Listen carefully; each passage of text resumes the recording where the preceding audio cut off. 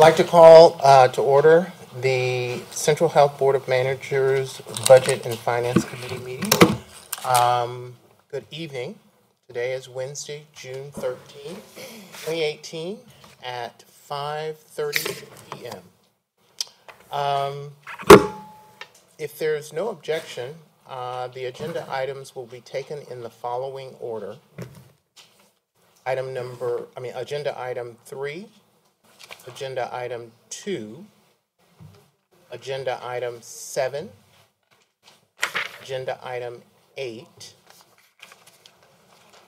agenda item 4, agenda item 5, agenda item 1, and agenda item 9. Agenda item number 6 will not be discussed this evening as it is, and I will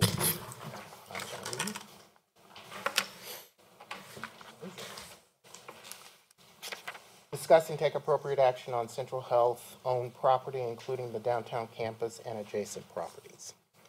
Okay. So I would like to lay out agenda item number 3, receive and discuss a presentation on the proposed fiscal year FY 2019 budget. And I would like to turn the floor over to Lisa Owens. Thank you. Good evening, Lisa Owens, Vice President of Financial Operations. So I'm here this evening to present the first in a many series of presentations on our budget. We started last month, or the prior month, with the 5-year forecast and discussion around budget priorities. And I want to let you know where we are in the budgeting process and give you a high-level overview of the first pass of the FY19 proposed budget. So I'd like to start, for those of you who were at the Strategic Planning Committee last night, start with some direct links back to our strategic work plan that you've been working on and that was discussed in great detail last night. The budget we're developing does support that strategic work plan through our Eastern Travis County collaboration and planning, our health promotion, our convener role, and our community engagement, supporting Objective 1. We also, again, our Eastern Travis County work really spans a lot of our objectives, but also our investment in the Community Care Collaborative supports Objective number 2. And then our reserve strategies, our investment in our staff and our workforce, our value-based contracting enhancements, all support our operations in Objective 3, as well as our continued support of developing and maximizing the uses of the UMCB campus. So I just wanted to kind of make sure that it was tied back to the work plan. Of course, there's a lot of other detailed areas that we could talk through, but I wanted to provide some highlights there to link that work together.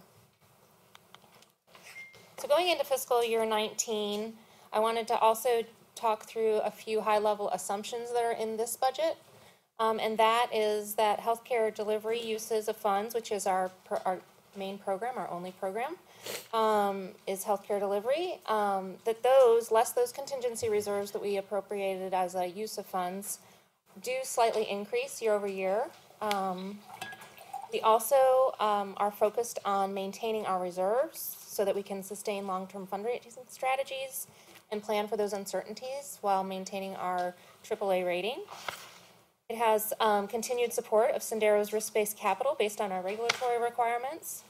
And it does, as in years past, have employee pay for performance increases and increases for health insurance costs for our employees. And then it considers new initiatives as they come into alignment with our strategic work plan.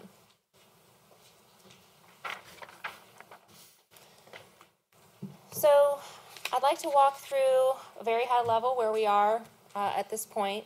This is the table I'd like to walk through this evening. You'll see it has the same areas of sources and uses that you're used to seeing in our financial statements. There are no new big programming initiatives being presented, nothing outside of what you've seen in the past as far as healthcare delivery, healthcare initiatives, intergovernmental transfers. So we've presented it at a high level to just walk through the sources and uses and talk about where we are in the process, which is really in the thick of evaluating all of the initiatives and incremental increases that we may want to consider, as well as working through many unknowns that we have to complete the details, as well as having meetings with our staff, our leaders, and getting input on the priorities of their departments. So the same sources of funds as in prior years: property taxes, lease revenue, and other revenue. We did prepare the budget at your direction at a 4.5% increase over effective. So you'll see an additional $12 million in revenue in the proposed budget. We also bring forward from the second column, you'll see the year-end estimate. We presented that when we presented the 5-year forecast. That's been updated just slightly. It's been updated to include more information that we've learned about intergovernmental transfers, as well as to incorporate the first pass of the budget in that FY19 5-year forecast. And we'll look at those numbers in a little more detail. But where that gives us a year-end estimate of ending the year with sources over uses of $16.8 million, we bring that forward as a source of funds for next year.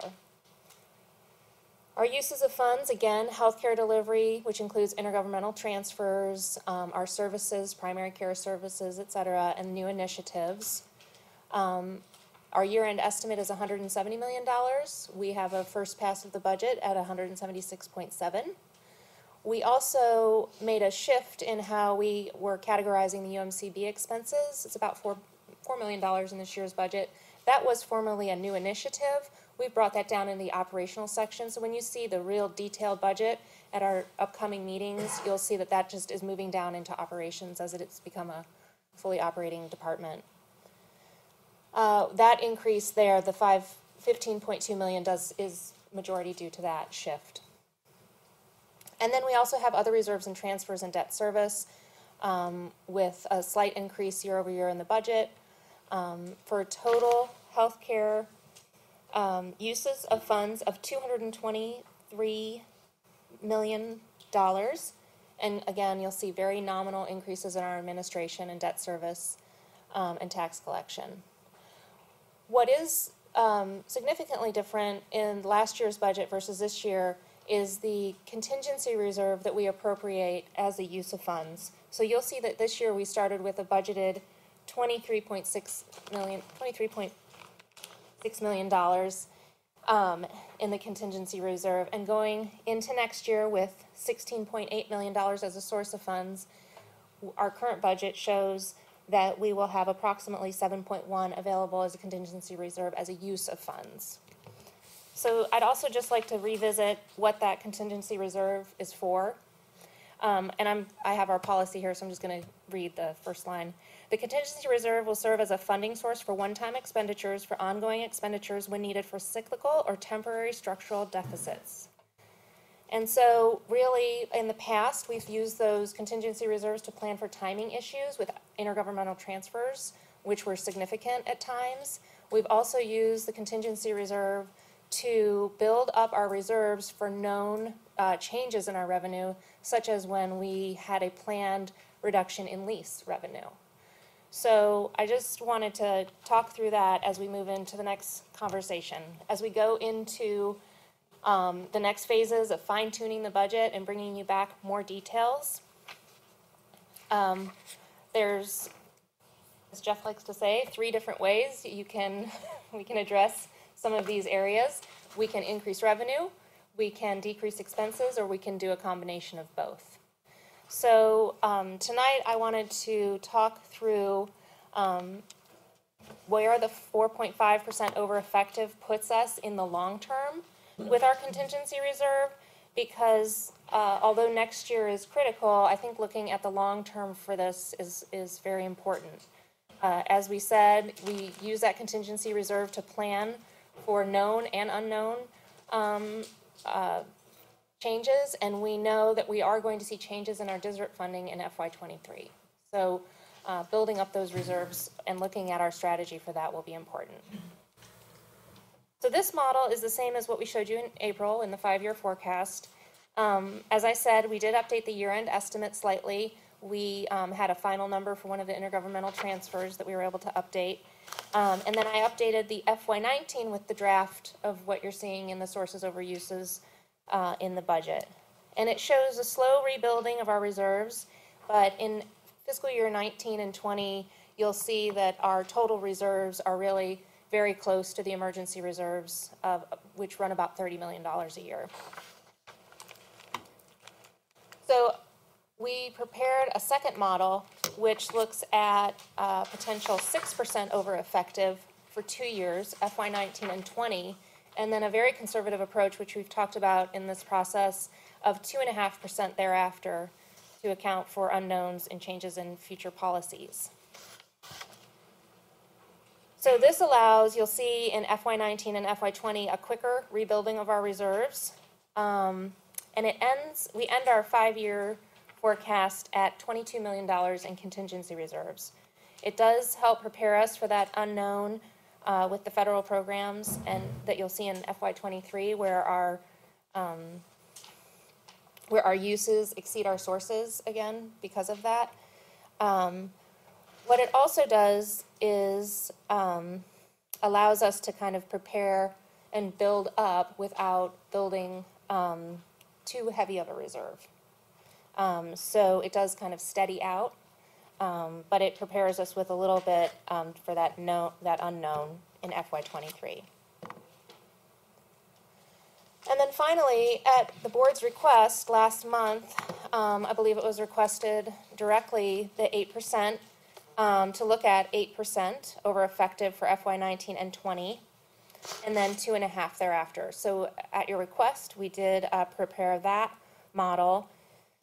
This shows that the levels of reserves also rebuild much quicker. As you know, that increased tax revenue the base is what compounds every year, so it kind of propels us a little higher reserves because the taxable assessed values we hope will continue to rise. So this trajectory continues to rise all the way into FY23, and it sets our total reserves at the end of the 5 years at $98.3 million. So a much bigger reserve balance there. In looking at that $98 million, that does put us at 130, back of the napkin calculation, 132 days of cash on hand. We do like to target about 100 days. That keeps us in the good bond rating. So that is well over that. But I would point out, in looking back at the 6%, that model puts us at 82 days cash on hand by year 5. So that's another area to consider, is just building up those reserves enough, but not too much. Can you repeat with the 8% over effective, how many days? 132. And 4.5. 6 point. And 82 the days. 6% was 82. That's where we would end up in the 5-year forecast. The 5th year with $61 million would be approximately 82 days of cash on hand. And in the 8% model, the 5th year would be approximately 132 days. What is our cash on hand for our 4.5% that we? It actually is very similar to the 6%. You'll see that the 5-year forecast for the 6% puts us at 59.6 million, very close to the 60 million. So it is also 80-ish, 82 days.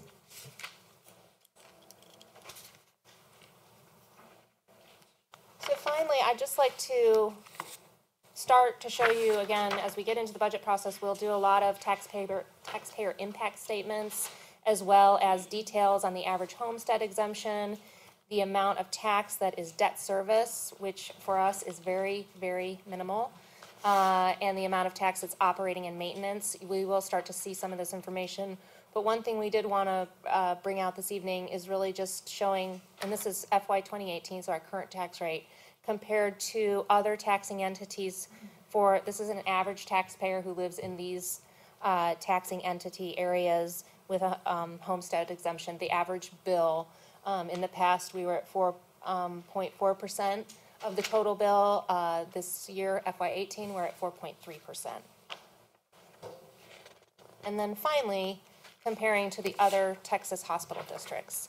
We've shown you this before. I think it's very helpful to see how we compare to our peers. Again, this top number that is the circle above the total tax rate shows the percentage of an average taxpayer who lives in a central taxing district with similar taxing entities in that area that, in our area, it's 4.3% of the total bill.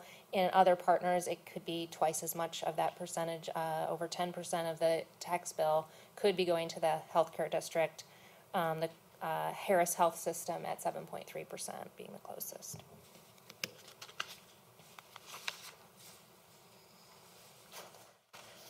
So, big part of how we fund our healthcare, as you all know, is through our Community Care Collaborative, and we will be back at the end of the month. That's a major part of the story of how the healthcare is delivered directly to the people that we serve. So we'll be back with more details there, and that also is providing more information to help us develop the central health budget, to help us work on the details with our partners, not only in the CCC, but our leaders in our different departments. And so as we work through the next month, we will continue to share updates and continue to bring you more information as we receive it. So with that, I will answer any questions. Thank you very much, Lisa. We won't be taking any action on this item, but I will now open it up for discussion. Julie? Decrease in other revenue from year-end estimate to 2018. The year-end estimate to what I put in the next year budget, it's a very conservative estimate on interest. So other revenue is interest revenue in the tobacco settlement. So the tobacco settlement was significantly higher than budgeted this year, but I also was conservative in estimating that next year too. Does that fluctuate year to year? It does, Okay. but not, but it's been continuing to grow. I think as the market changes, there can be bigger fluctuations.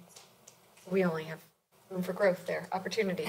And then what's from the budgeted 2018 to budgeted 19, it looks like about not quite 5 million of decrease in uses. What we had budgeted for 2018 was, if you do healthcare delivery and healthcare operations, I'm not talking about contingency reserve, so just the true things that go towards healthcare. We had 196.6 budgeted for 2018, but we are going down by 5 million to 191.9. It's planned decreases in intergovernmental transfers. So we have slight, in fact, the FMAP went up. And so we plan to bring the same valuation back into the community. But there's also the issue of the uncompensated care, I believe it's referred to as haircuts, and reductions. So we have a slight reduction in the intergovernmental transfers. Thank you. Any other questions? All right, great. Thank you very much. Thank you, Lisa. Thank you, Lisa. Good job.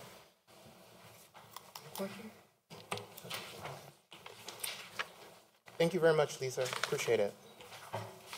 We'll now go to page 9 in your packet, agenda item. Sorry, I think just, now, under potential new initiatives, where would it fall under? Say what? I'm sorry. If we had new initiatives, where would it come from? Which budget line item? Or did we not consider that? So I've listed very high level, some things that we're talking about on that right column. And I aligned it with the area of the budget that it would impact. So on that very FY 2019 potential initiatives, Yes. that's where you have high level of where there would be new initiatives or expansion of current initiatives are located in those lines. Thank you. Okay?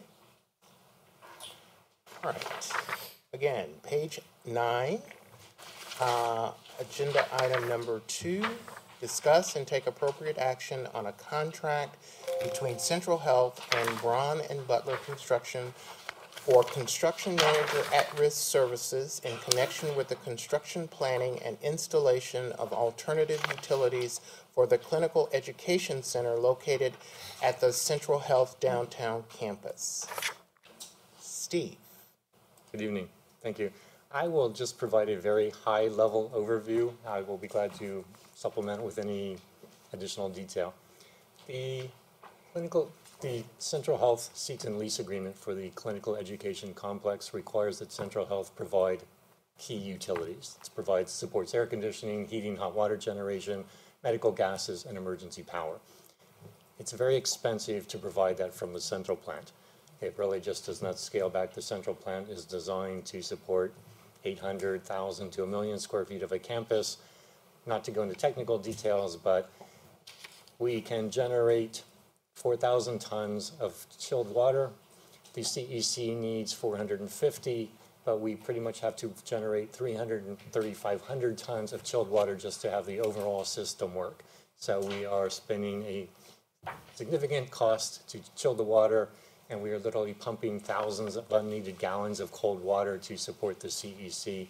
So we just really want to get out of that business as soon as we can.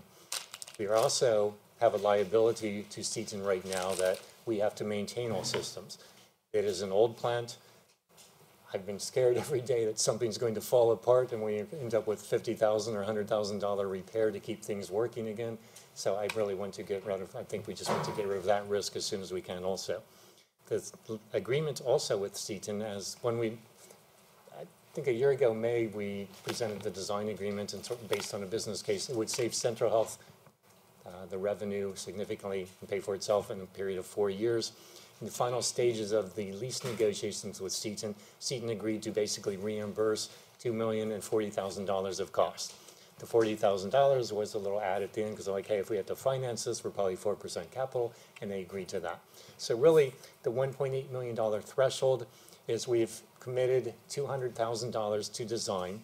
We have not spent that money yet. I actually have a little bit of buffer in there. And I don't really expect, I hope that we will not spend the $1.8 million balance remaining. We have a design to sum in the design agreement, and we're targeting a build to number in the potential or the pending construction agreement. So we're targeting $1.5 to $1.6 million. But it is an old building. We've already been running tests, and strangely, we turn a valve over here, and 300 feet away or in a different building, a different alarm goes off because everything just snakes through the entire campus, so we're not sure what could go wrong. So that $200,000 buffer is really contingency. We will not commit it to the contractor unless it is needed, but that's part of essentially, the $1.8 million is a project sum. Now, the advantage, very briefly, a construction management agreement is really an open book agreement. They are contracted and engaged as an extension of our resources. This sounds a little conceited, but I'm sort of a one-man show right now, so I need a project manager over there running that, so the construction manager becomes that role for us. They will be managing the subcontractors. Everything is competitively bid. We have hub requirements, all of our better business or better builder type programs. All of those will apply to any contract they award. We sign off on every contract and subcontract they award. So it really gives us the best cost control, the best performance control. And I'll keep quiet. All right, thank you very much. This will require a motion, and so before I go to discussion, I would like to put a motion on the table. Ms. Valadez? I move that the committee recommend that the board approve a contract between Central Health and Braun and Butter Construction to construction manager at risk services in an amount not to exceed $1.8 million, and authorize Central Health's president and CEO to negotiate and enter into contract on terms similar to those on or are more favorable to Central Health. Second. I have a motion by Cynthia Valadez and a second by Sherry Greenberg. I'm now open the floor for discussion. I just have one question because I forgot to ask it earlier. I just wanted to make sure that we're not looking at cost overruns. I certainly hope not. Again, the purpose of a design to budget is that one, if the lowest bid comes in really combination of bids, but if we cannot meet the design two budget, the design team gets to redesign to reduce the cost at no additional cost to us. And the advantage of a CM, construction management guaranteed maximum price, it's analogous to a not to exceed contract, but we have sight onto their general conditions. You know, if Bob and his truck show up and they're the low plumber, we can say, you know, we may not, I always pick on Bob, so apologies, but Bob and his truck may not be the best solution. So we're really looking to capture best value. The advantage also of a CM is that they are involved in the design process. We have 90% complete construction documents, and I've deliberately held the design team until we can walk through all of the temporary shutdowns and things like that. That way we, instead of buying a new pipe from point A to point B, we know that we're buying pipe from point A to point B, subject to outages and all these other conditions. We're buying that scope up front so that we are less susceptible to change orders. Thank you. It is a renovation, and you know, we will do all we can to control the cost, but there's some Well, not to weird things exceed. happening in that building. So, Thank you. Any other questions? Hearing no other questions, I'd like to put the motion to a vote. All in favor? Aye. Any opposed? Any abstaining? Motion carries. Thank you very much, Stephen. Appreciate it. Great job. Okay, the next two items will be in closed session. And I would like to announce that the committee is convening an executive session to discuss agenda items 7 and 8 under section 551.085 of the Texas Government Code, deliberation of governing board and of certain providers of healthcare services. Dr. Bell will also read the item. And the agenda items we will be taking up are item number 7, discuss and take appropriate action on 1115 Medicaid waiver, delivery system reform, incentive payments, projects, the Community Care Collaborative, including healthcare delivery arrangements and other interrelated community partnerships. And item number 8, discuss and take appropriate action on an update regarding Sendero Health Plans Incorporated.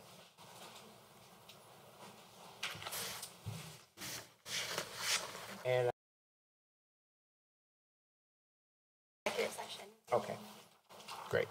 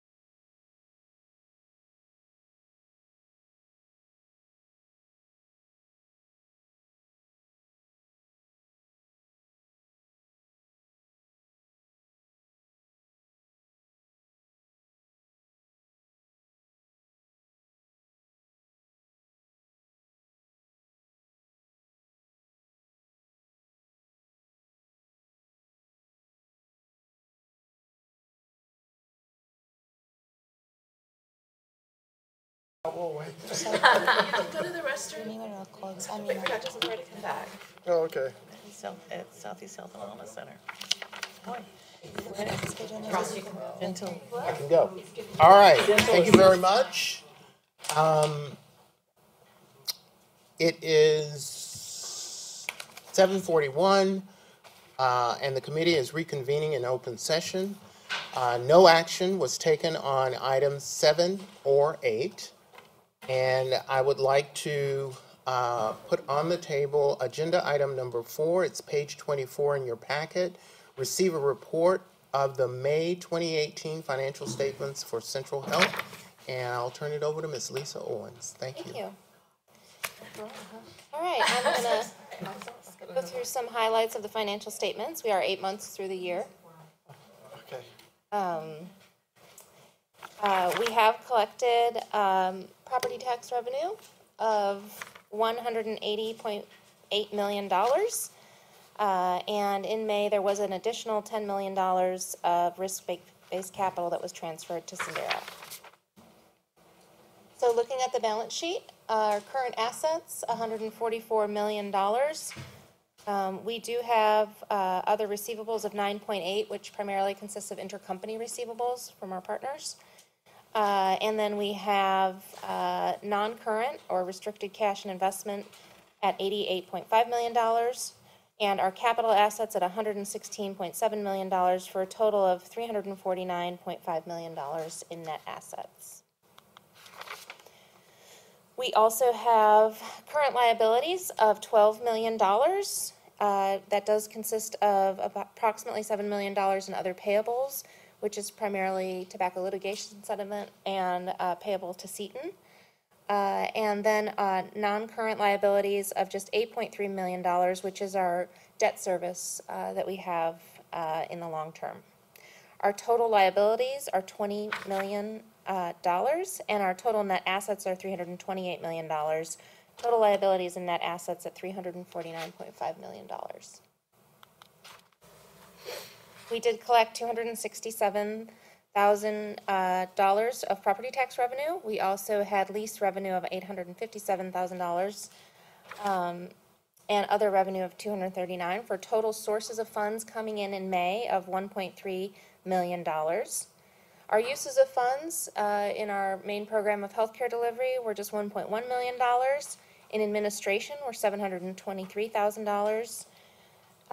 And in tax collection, just $3,000. So our total uses of funds for the month of May, $1.8 million, and for the year to date, $120 million. A little bit more detail going into the healthcare delivery expenses. We did not have any intergovernmental transfers this month. We did have primary care expenditures of $68,000. And then healthcare delivery operating costs, which includes salaries and benefits of $404,000 and other services for a total of $586,000. We had costs related to the development of UMCB of $242,000 and ACA enrollment as well. The subtotal for the other costs in healthcare delivery was $500,000. Again, the total healthcare delivery in the month of May at $1.1 million. Total healthcare delivery for the year, $114 million. And again, we have a slide. We have fiscal year to date, $98.7 million of intergovernmental transfers, but none were processed in May. With that, I'll answer any questions. Thank you. Do I have any questions, Ms. Valadez? I just have two. Okay.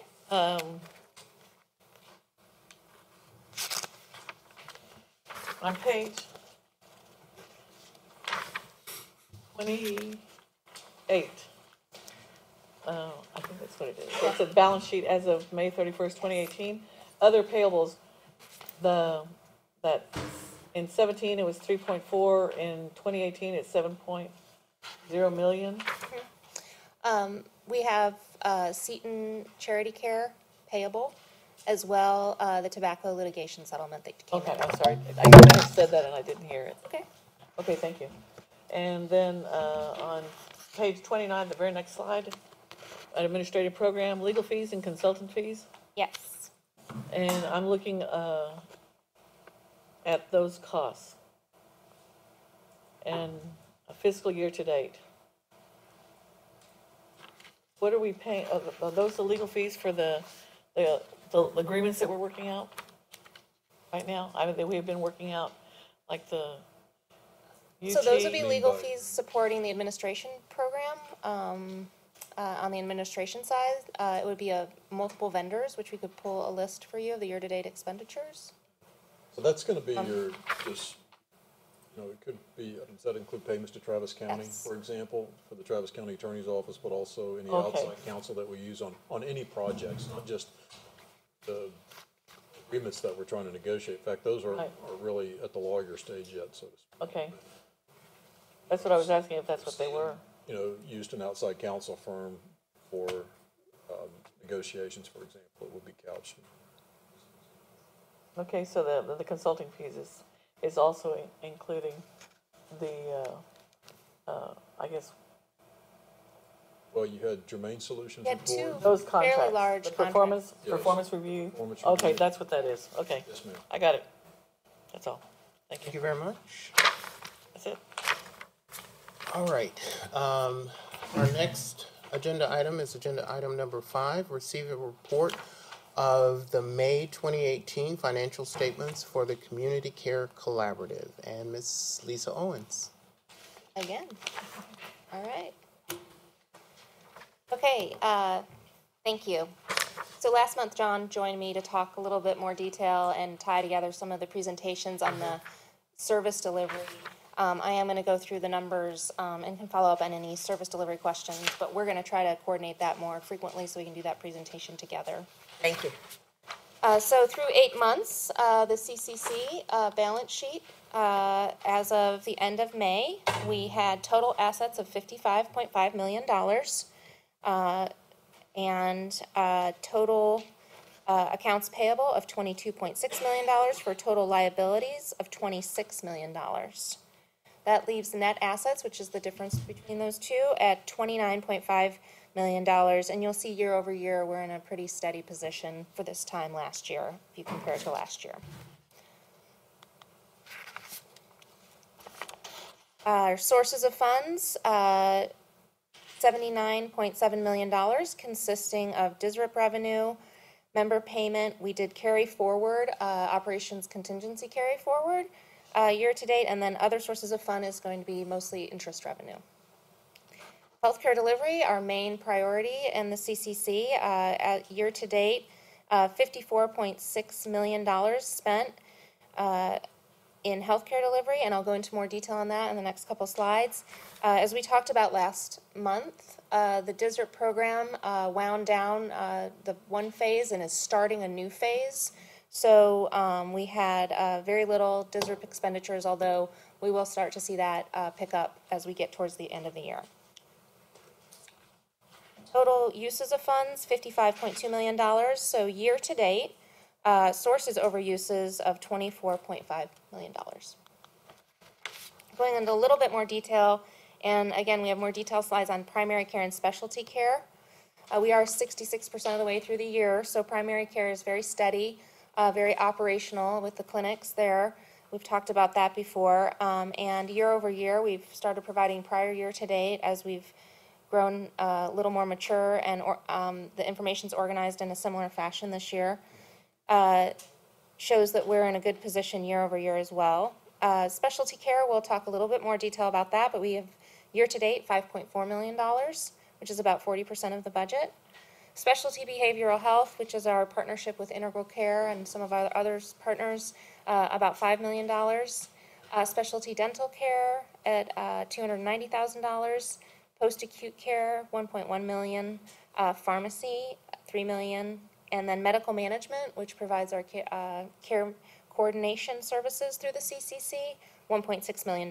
And urgent care and convenient care at $76,000. Healthcare operations, again, we have more details, is at $5.9 million year to date for a total of $54.6 million in healthcare delivery. Our community care contract and all of our primary care contracts are summarized here. We are tracking very well with our primary care partners. One thing to note, I had a footnote, but I'll get you an updated version. We did amend the volunteer clinic, volunteer healthcare services clinic contract in May, an additional $100,000. So that is available for them throughout the rest of the year. So total primary care, $32 million year to date, which is about 61% of the budget. And then finally, our specialty care provided the details based on how we organized the budget in last year's budget outline. These programs we talked about at length last month, but have spent additional funds in different areas. Some of the areas where we have not spent anything, particularly the palliative care, physical medicine, and remote, those we talked about have just either not started or are going to be getting started soon. Again, the consultation referral platform and services is the Fibroblast that you recently approved, I believe, as a board. And so some of these projects are starting mid-year and just coming online. Year to date, as I mentioned, $5.4 million spent in specialty care, about 40% of the budget. Year over year shows us in a much better position with some of our more mature contracts, although again, the spending does not necessarily equate to the utilization, so it's important. And then finally, the 4 operational departments that are supporting a lot of the transformation and the data management in the CCC, our eligibility and enrollment, quality assessment and performance departments, and PMO, and most of our health information technology. Those 6 departments total $12.9 million in the budget, and we're at about just under $6 million spent there for about 46% of the budget.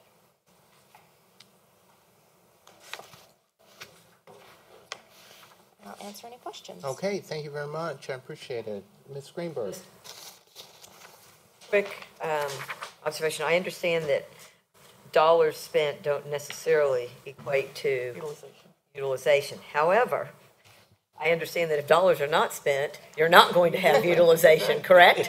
So, Well, given that premise, I am gratified to see that our year-to-date actual in total exceeds last year, and that we are up not just in primary care, but if you look at the specialty care, that is a significant increase, the 5.4 versus the 2.7 if we look at the totals.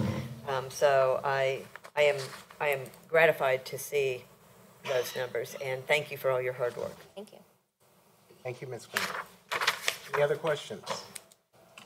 Thank you, Ms. Owens. We appreciate that report. Good job. Our next item is agenda item number 1. Approve the minutes of the following meeting of the Central Health Board of Managers Budget and Finance Committee. May 16th, 2018 Joint Strategic Planning Committee and Budget and Finance Committee minutes. Do I have a motion? So moved.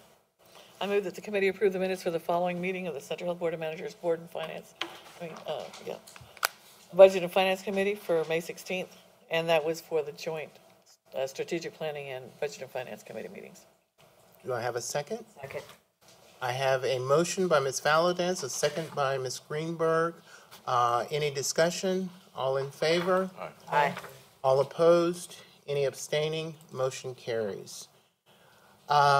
Agenda item number 9, confirm the next regular committee meeting date, time, and location. The next Central Health Board of Managers Budget and Finance Committee meeting is scheduled for Wednesday, July 18th at 5:30 p.m. Central Health Administrative Offices, 1111 East Cesar Chavez Street, Austin, Texas, 78702. I would now entertain a motion to adjourn. Move adjournment. Do I have a second? Second. I have a motion by Ms. Greenberg, a second by Ms. Valadez. All in favor? Aye. Any opposed? Any abstaining? We are adjourned. Thank you very much. Thank you, members. An hour What was that meeting? early. Y'all thought we